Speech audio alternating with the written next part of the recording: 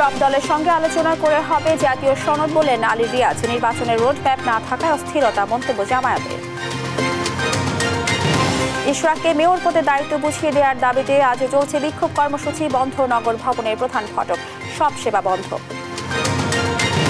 সাম্য হত্যাকারীদের দ্রুত গ্রেফতার ও বিচারের দাবিতে চলছে ঢাকা বিশ্ববিদ্যালয়ের শিক্ষার্থীদের বিক্ষোভ, মানববন্ধন শিক্ষকদের।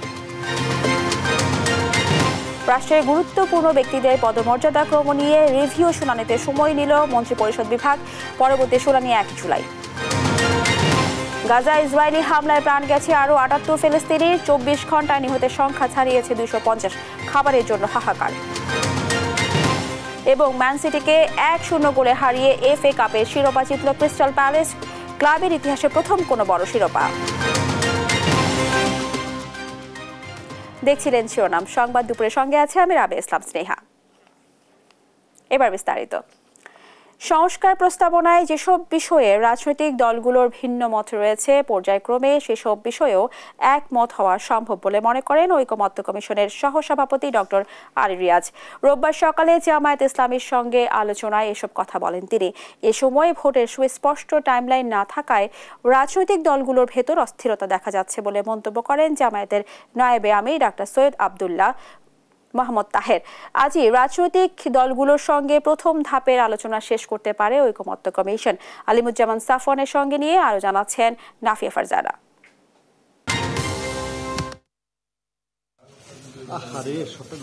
সংস্কার প্রশ্নে ঐক্যমত্য তৈরির লক্ষ্যে জামায়াতে ইসলামীর সঙ্গে আবারও আলোচনায় বসেছে জাতীয় ঐক্যমত্য কমিশন। রোববার সকাল থেকে জাতীয় সংসদের এলডি হলে দলটির সঙ্গে কমিশনের আলোচনা শুরু হয়। আজই রাজনৈতিক দলগুলোর প্রাথমিক আলোচনা শেষ হতে পারে। দ্বিতীয় দফায় আলোচনায় বসার আগে ভোটের সুস্পষ্ট টাইমলাইন না থাকায় রাজনৈতিক দলগুলোর ভেতর অস্থিরতা দেখা যাচ্ছে বলে মন্তব্য করেছেন জামায়াতের নায়েবে আমির ডাক্তার সৈয়দ আব্দুল্লাহ মোহাম্মদ তাহের। বহিঃপ্রকাশে হচ্ছে নানামুখী এ সমস্ত আনরেস্ট তৈরি করার একটি প্রক্রিয়া। আমরা এই জন্য সহযোগিতা করছি এবং এই সরকারের প্রতি আমাদের অনুরোধ থাকবে তারা যেন আরো দৃঢ়তার সাথে এবং সঠিকতার সাথে পরিস্থিতিকে মোকাবেলা করে। সমস্ত পজিটিভ কাজে আমাদের সমর্থন থাকবে। আর ঐক্যমত্য কমিশনের সহসভাপতি ডক্টর আলী রিয়াজ বলেন, সংস্কার নিয়ে রাজনৈতিক দলগুলোর যেসব বিষয়ে ভিন্নমত রয়েছে সেসবেও ঐক্যমত্যে পৌঁছানো সম্ভব। যে সমস্ত জায়গার মতো ভিন্নতা আছে, ভিন্নমত আছে, ঐক্যমত্য তৈরি হচ্ছে না, সেগুলোর ব্যাপারেও আমরা অবসর হতে পারব। অন্যান্য রাজনৈতিক শক্তিগুলো, সামাজিক শক্তিগুলোর দায়িত্ব, সকলেই আন্তরিক, সকলেই চান এবং আমরা বিশ্বাস করি সকলের প্রচেষ্টা নিঃসন্দেহে সফল হবে। ঐক্যমত্য শুধু কমিশনের কাজ নয়, সব রাজনৈতিক শক্তিও এগিয়ে আসবে, আশা প্রকাশ করেন আলী রিয়াজ। নাফিয়া ফারজানা, দেশ টিভি, ঢাকা। ঐকমত্য কমিশনের সঙ্গে বৈঠকে বসেছে জামায়াত ইসলামী, সেখানে আছেন সহকর্মী আলিমুজ্জামান সাফওয়ান, সরাসরি যুক্ত হচ্ছেন তিনি। সাফওয়ান, আপনার কাছ থেকে জানতে চাইবো ঐকমত্য কমিশনের সঙ্গে জামায়াতের বৈঠকের ব্যাপারে কি তথ্য আছে?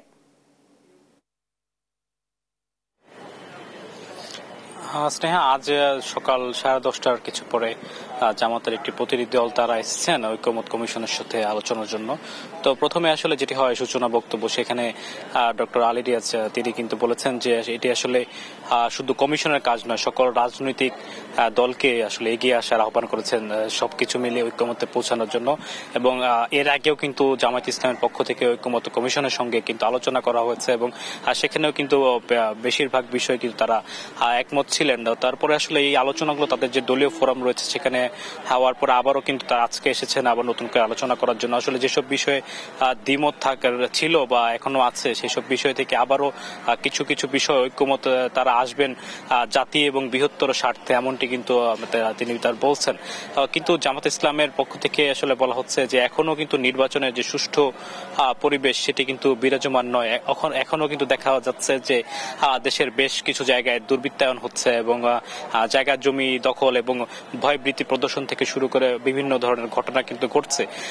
এইসব বিষয়কে কিন্তু আসলে তারা বলছেন যে নির্বাচনের যে লেভেল প্লেয়িং যে ফিল্ড সেটি কিন্তু এখন পর্যন্ত আসলে তৈরি হয়নি এবং যত দ্রুত সম্ভব আসলে সংস্কার যে কার্যক্রম সেগুলো কিন্তু শেষ করে আসলে যত দ্রুত সম্ভব যে নির্বাচন না হওয়া পর্যন্ত কিন্তু আসলে এই রাজনৈতিক যে স্থিতিশীলতা সেটি কিন্তু দেশে আসবে না, এমনটি কিন্তু তারা বলছেন। এবং তারা আসলে নির্বাচন কমিশনের প্রতি এখন পর্যন্ত মতো আসলে আস্থা রাখতে পারছেন না, কারণ তারা বলছেন যে সব দল এখনো কিন্তু আসলে যে নির্বাচনের যে সুষ্ঠু পরিবেশ সেটি তৈরি হয়েছে বলে আসলে মনে করছে না। তো এইসব বিষয়ে আলোচনা চলছে ভেতরে সকাল 10:30 থেকে, যেটি জানাচ্ছিলাম আলোচনা শুরু হচ্ছে এবং আজকে দুপুরের কিছু পর পর্যন্ত হয়তো আলোচনাটি চলবে এবং নতুন কিছু রাজনৈতিক সিদ্ধান্ত আসতে পারে। বেশ কিছু বিষয় তারা একমত হতে পারেন জাতির এবং বৃহত্তর স্বার্থে, এমনটি কিন্তু আমরা ধারণা করছি।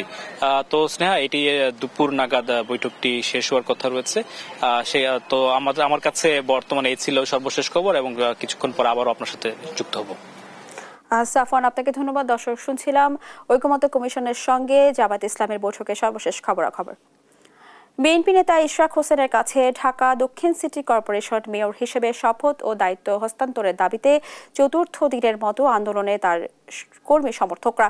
ঢাকাবাসীর ব্যানারে বিএনপি ও এর বিভিন্ন সংগঠনের নেতাকর্মীরা এই কর্মসূচিতে অংশ নিচ্ছে। প্রধান ফটকের সড়কের সামনে বসে পড়েছেন তারা। বিক্ষোভের অংশ হিসেবে নগর ভবনের গেটে তালা দিয়েছেন তারা। বন্ধ করে দেওয়া হয়েছে ভবনের লিফট। ইশরাকের কাছে দায়িত্ব হস্তান্তরের পাশাপাশি এ নিয়ে গড়িমসির জন্য স্থানীয় সরকার উপদেষ্টা আসিফ মাহমুদ সজীব ভুইয়ার পদত্যাগ দাবি করেন তারা।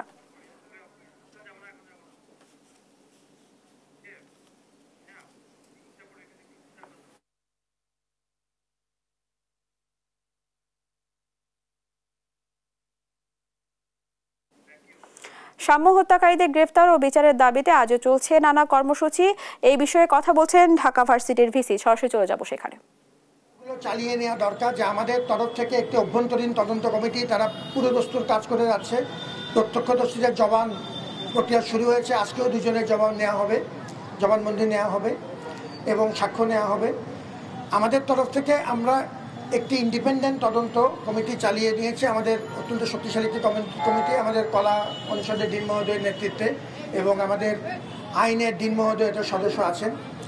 আমরা মিডিয়ার মতামত নেওয়ার চেষ্টা করছি এবং এই প্রক্রিয়াতে আমরা পরিবারকে সাথে নিয়ে, আমরা শিক্ষার্থীদের সাথে নিয়ে, বিশেষত আইআরের শিক্ষার্থী যারা তার প্রতিদিনের সাথী, তাদেরকে সাথে নিয়ে আমরা গতকালকেও এফ রহমান হলে তার জন্য শুক্রবার দিন আমরা বিশেষ দোয়া এবং মোনাজাতের আয়োজন করেছিলাম প্রশাসনের তরফ থেকে। এবং আমাদের শুক্রবার জুমার পরেও আমরা আমাদের সিনেট ভবন মসজিদেও আলাদা করে আমরা তার জন্য আলাদা করে দোয়া প্রার্থনা করেছি। আমরা চাই যে এই বিষয়টি রাজনৈতিক দলাদলির ঊর্ধ্বে উঠে সবাইকে সাথে নিয়ে এই মর্মন্তুদ হত্যাকাণ্ডের বিচার দ্রুততম সময়ে করতে, এবং এই ব্যাপারে আমাদের তরফ থেকে যা করণীয় আমরা করব, আপনার তরফ থেকে যা করেন সেটা আপনি করবেন, এবং সবাই মিলে আমরা পুলিশের সহযোগিতা চাই।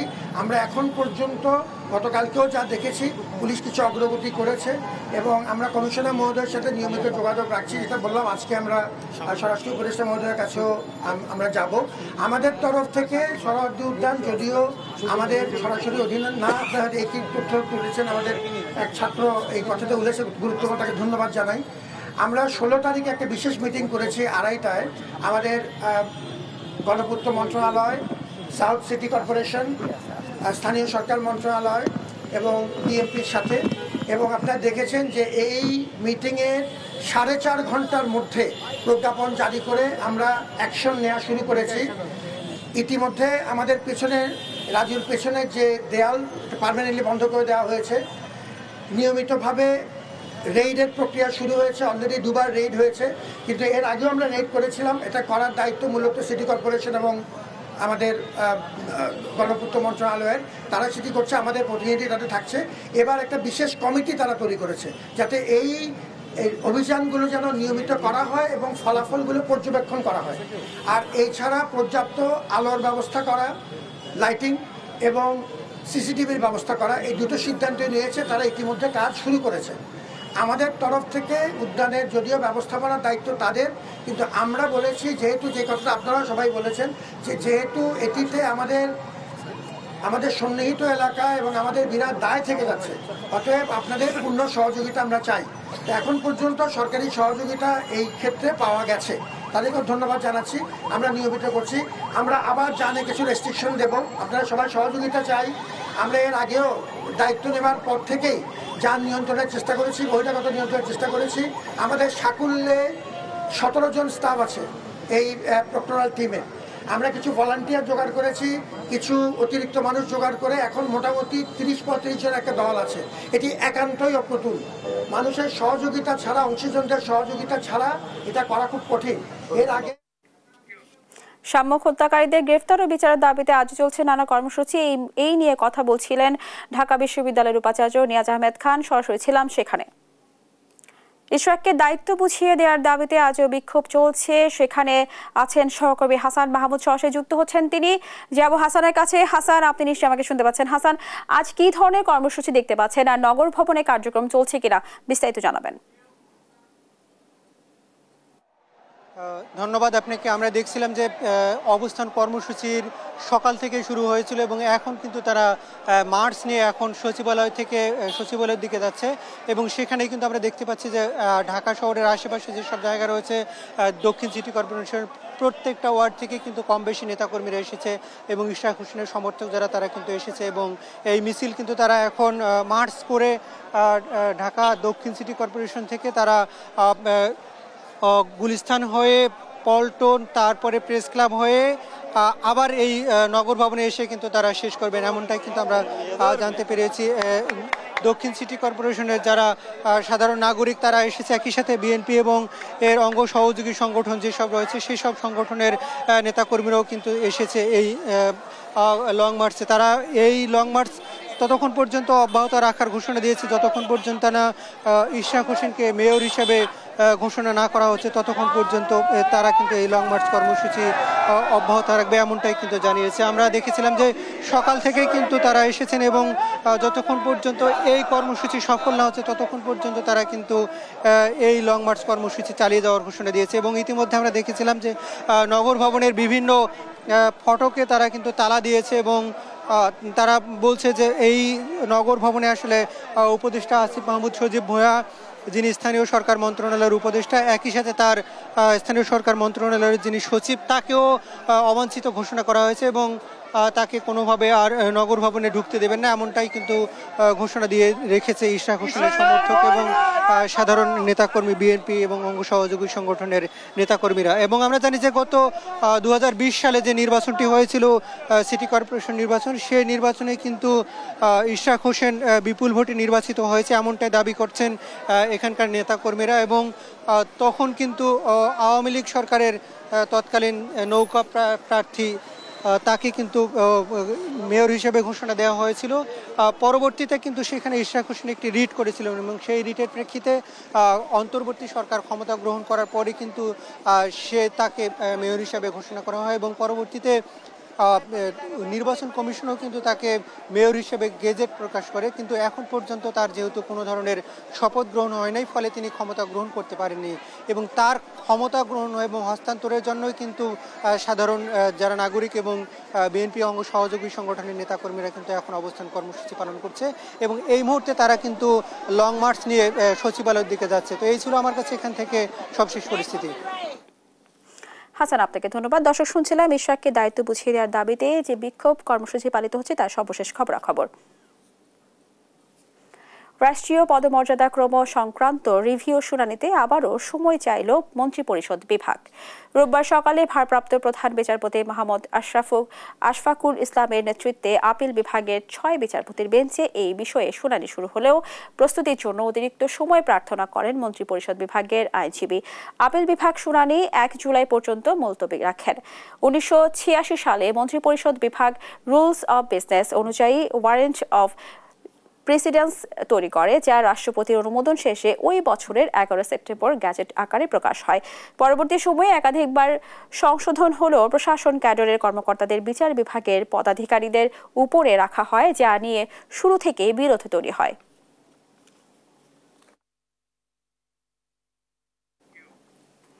জুলাই আগস্টে রাজধানীর মোহাম্মদপুর ও সাভারের 2 মামলায় 6 আসামিকে ট্রাইব্যুনালে হাজির করা হয়েছে। রোববার সকালে তাদের হাজির করা হয়। এর মধ্যে সাভারে এপিসি থেকে ফেলে ইয়ামিন হত্যা মামলায় 4 জন ও মোহাম্মদপুরে প্রকাশ্যে গুলি করে হত্যার অভিযোগে আনসার সদস্য ওমর ফারুক সহ 2 জনকে ট্রাইব্যুনালে হাজির করা হয়েছে। এদিকে বৈষম্য বিরোধী ছাত্র আন্দোলনের সময় খুব কাছ থেকে গুলি করে রাজু আহমেদ নামে এক কিশোরকে খুনের ঘটনায় সাবেক আনসার সদস্য ওমর ফারুককে কারাগারে পাঠানোর নির্দেশ দিয়ে মামলার শুনানির দিন ধার্য করেন ট্রাইব্যুনাল।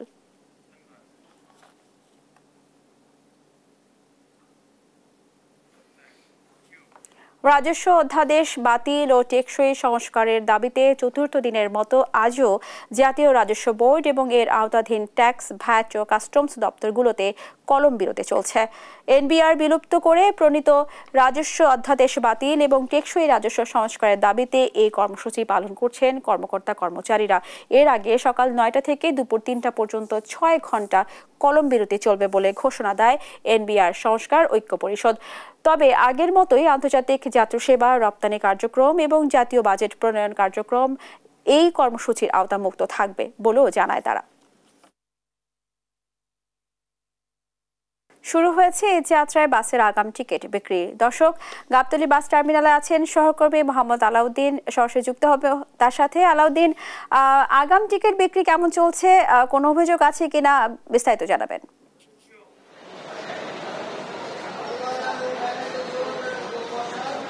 স্নেহা, এই মুহূর্তে আমি আছি গাবতলী বাস স্ট্যান্ডে। এখানে এসে আমি যেমনটি দেখতে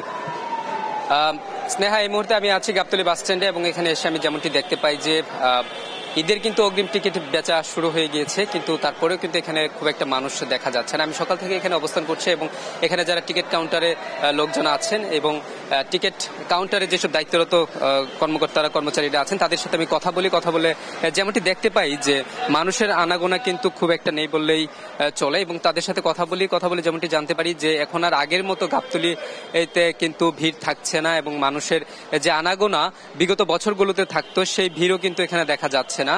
সেই সঙ্গে তারা এমনটিও জানাচ্ছিলেন যে পদ্মা সেতু হওয়ার পর থেকে কিন্তু মানুষ পদ্মা সেতু হয়ে যে উত্তরবঙ্গ বা দক্ষিণবঙ্গের মানুষগুলো চলে যেত, তাদের ফলে কিন্তু এই পাটুরিয়া ফেরিঘাটে কিন্তু এখন আর যান চলাচলের চাপটাও কমে গিয়েছে, যার ফলে কিন্তু গাবতলীতে যে মানুষের আনাগোনা বা বাসের যে চাপটা ছিল সেই চাপটা কিন্তু এখন আর লক্ষ্য করা যাচ্ছে না। সেই সঙ্গে আমি তাদের সাথে কথা বলে আরো যেমনটি জানতে পারি যে টিকিটের যে দামের ব্যাপারে সেটা কিন্তু পূর্ব নির্ধারিত যে দাম রয়েছে সেই দামেই কিন্তু তারা বিক্রি করছেন, দামের কিন্তু কোনো তারতম্য হচ্ছে না, কারণ যেহেতু এখানে কোনো রকম মানুষই পাওয়া যাচ্ছে না। এবং তাদের সাথে কথা বলে আরো যেমনটি জানতে পারি যে এখান সকাল থেকে মাত্র 10 থেকে 15টি করে টিকিট তারা বিক্রি করতে পেরেছে প্রতি বাসে।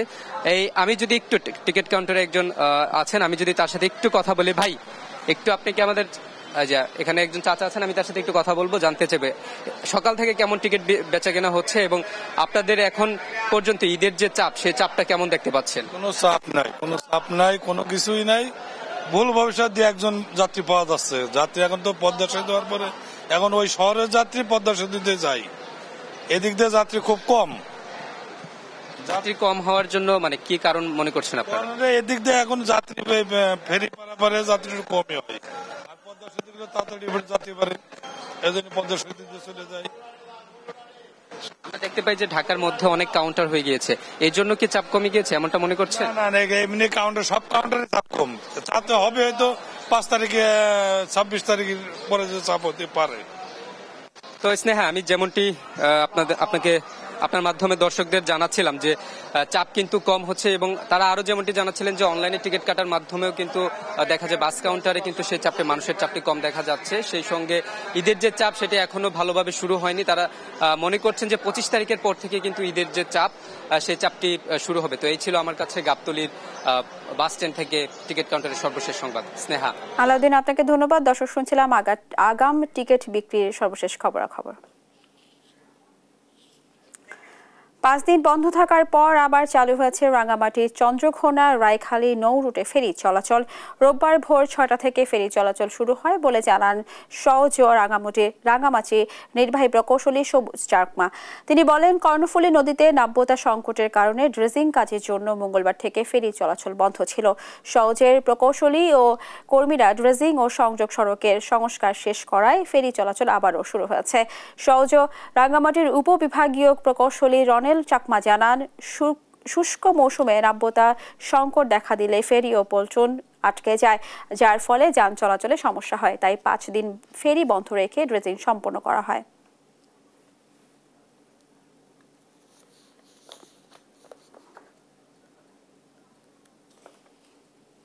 ফেরি আমাদের 5 দিন বন্ধ ছিল, এরপর থেকে আজকে ভোর 6টার থেকে চালু হয়েছে। আমরা এখন ফেরি দিয়ে যাচ্ছি, এই টাইমে একটা ট্রাকের দুর্ঘটনা ঘটায়। ফেরি আজ ভোর 6টা থেকে চালু হয়েছে, আমরা গাড়ি নিয়ে পার হইতেছি। আজকে 5 দিন বন্ধ ছিল আমাদের ফেরি, আজকে সকাল 6টা থেকে ফেরি চালু হয়েছে। বড়পুকুরিয়া কয়লা খনি বাংলাদেশের একমাত্র বাস্তবায়িত কয়লা খনি। এখানে কর্মসংস্থান রয়েছে অনেকের, তবে এখানকার নির্গত ময়লাযুক্ত পানি থেকে কয়লার গুঁড়া সংগ্রহ করেন 3 শতাধিক নারী, যা বিক্রি করে সামান্য আয় দিয়ে চলে তাদের সংসার। সহকর্মী মোহাম্মদ হারুনুর রশিদের তথ্য ছবিতে জানাচ্ছেন সালমা আক্তার।